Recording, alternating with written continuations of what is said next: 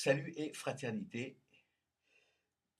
On est contraint parfois, obligé, face à l'imbécilité crasse de certains, de répondre de façon un petit peu plus longue, parce que certains envoient des scuds, hein, comme ça.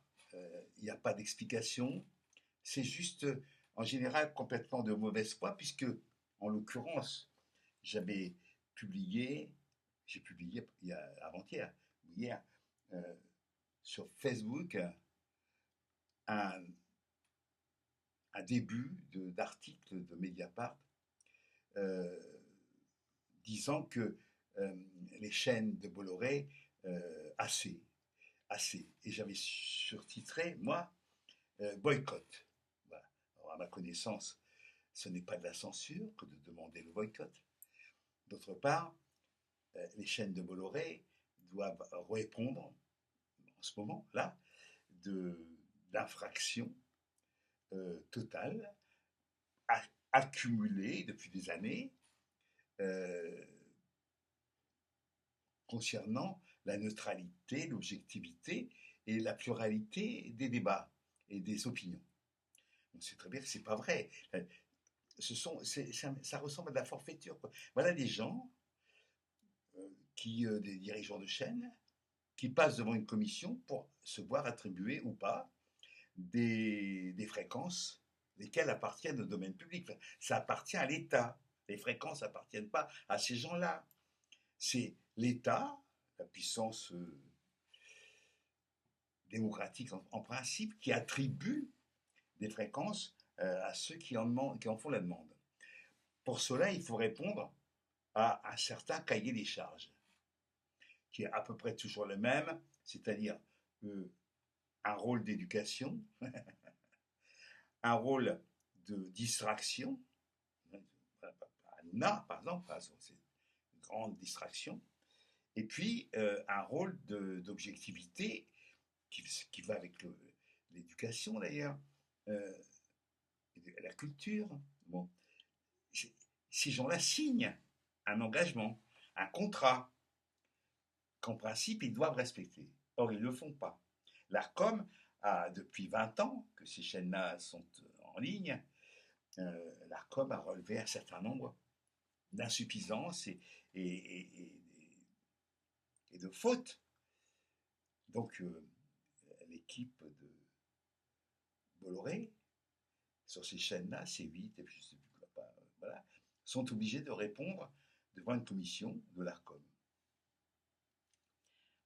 Moi, j'écris boycott de ces chaînes-là, et on me dit que, ayant été censuré, je suis pour la censure. Encore une fois, c'est faux. La question n'est pas là. La question, elle est dans le respect des engagements contractuels de ces gens qui demandent une fréquence et qui en font n'importe quoi. Donc, l'ARCOM pourrait très bien dire non, on arrête. C'est pour ça, c'est ce que disait Mediapart. On arrête. Ça va continuer combien de temps encore? Bon, ce sont des concessions. La fréquence, c'est une concession.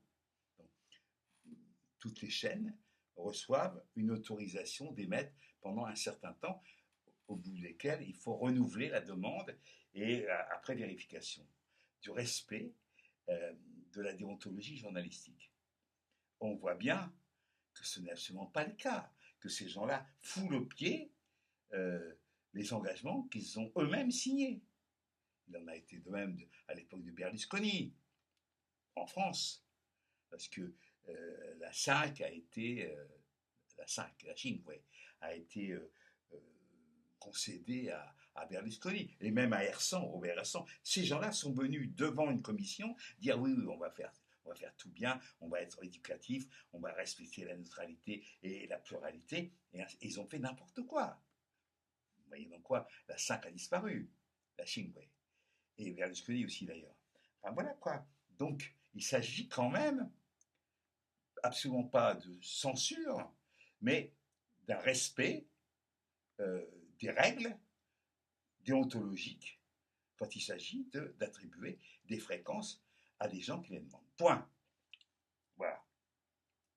Alors ça c'est une chose. Ensuite, euh, je voulais parler aussi du fait que on voit bien que Macron, après sa défaite, après sa déculottée aux européennes puis aux législatives, qu'il a voulu, personne d'autre a voulu, c'est lui qui a voulu ça. Bon, et puis il n'assume pas la défaite. Alors, là c'est pareil, il s'agit aussi de dire le droit. Rien ne l'oblige à changer de Premier ministre et à choisir un Premier ministre dans les rangs d'une quelconque opposition. Rien ne l'oblige. Certains de ses prédécesseurs l'ont fait, mais parce que c'était des démocrates et c'était pas des fous furieux. Je cite Chirac, quoi. Chirac. Chirac organise des législatives anticipées. C'est le parti de gauche, la gauche, qui l'emporte. Et Chirac nomme Jospin, avec bon, des conséquences que l'on sait et qui ne me vont pas du tout.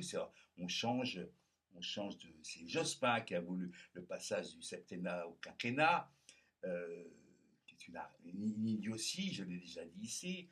Et d'autre part, c'est quand même un des gouvernements qui a le plus privatisé. Alors, on reproche au nouveau Front populaire de vouloir gouverner par décret. Mais ça a été fait dans le passé. Et je parle bien des décrets. C'est pas pareil que le 49.3. Les décrets, par exemple, il y en a eu, des ordonnances aussi, il y en a eu pendant le gouvernement provisoire de la République après la guerre, en 1945. Il fallait bien faire quelque chose, hein, le pays était en ville. Donc on gouverne par ordonnance ou par décret. On ne passe pas par la voie législative classique. Parce qu'il y a urgence. Parfois ça arrive, il y a urgence. D'accord? Bon. Mais avec la Ve République, euh, on peut donc aussi gouverner par décret et on peut aussi gouverner par 49.3. C'est-à-dire qu'on utilise cet article, plutôt ce morceau d'article, cet alinéa, pour passer en force. C'est permis par la Constitution. Des gens de gauche, enfin, pardon, de gauche entre guillemets, Rocard l'a fait beaucoup. Je crois même que Cresson l'a fait, il me semble aussi, il faudrait vérifier. Voilà. Mais tous ces gens-là, euh, qu'est-ce que ça prouve? Ça prouve quoi? Ça prouve que entre les mains d'un fou ou d'un maniaque ou d'un pervers, cette constitution, elle est extrêmement dangereuse. Donc, il faut la changer. Il faut la changer.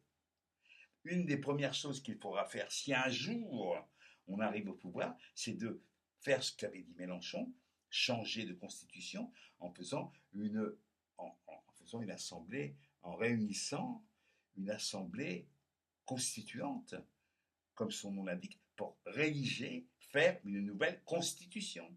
C'est ce qui a été fait en 1789-93 avec la Déclaration des droits de l'homme, qui était une nouvelle constitution républicaine.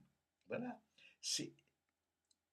Moi, je parle vraiment, je suis à la fois, je peux être excessif, mais encore une fois, dans le cas qui nous intéresse présentement, que ce soit l'attribution de fréquences ou que ce soit euh, la, la, la nomination d'un Premier ministre, dont, encore une fois, la Constitution prévoit que c'est le président de la République qui choisit le Premier ministre où il veut et, il n'y a aucune durée limite pour choisir le Premier ministre. Il peut faire ça là, maintenant, tout de suite, et il peut faire ça dans 3 mois. Ce qui d'ailleurs risque de se passer. Mais cela est dans les règles de la Constitution de la Ve République. Ceux qui pensent que c'est de la forfaiture, sûrement d'un point de vue moral, mais elle a été, cette constitution a été promulguée après un vote, après un référendum, où il a emporté il y a longtemps, hein, à l'époque de De Gaulle. Elle a beaucoup évolué. faut pas rêver, c'est pas la même constitution que celle de 58, hein. Elle a beaucoup évolué. Voilà.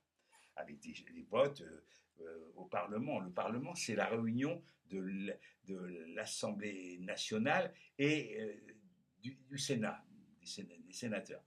Entre parenthèses, les sénateurs, ça serait pas mal de les éliminer. Cela. Je parle du Sénat. Le Sénat, c'est une chambre qui n'a aucun intérêt, a aucun intérêt, si ce n'est attribuer une sorte de retraite dorée à des vieux cons. Voilà. On pourrait très bien imaginer un Sénat différent, avec beaucoup de gens issus de la société civile. Ça serait pas mal. Euh, des gens, des compétences, hein, euh, des, des gens qui réfléchissent et qui ne sont pas poussés au cul par des échéances électorales. Voilà, ça pourrait se faire. Mais cela exige une nouvelle constitution. Voilà. Hasta la victoria.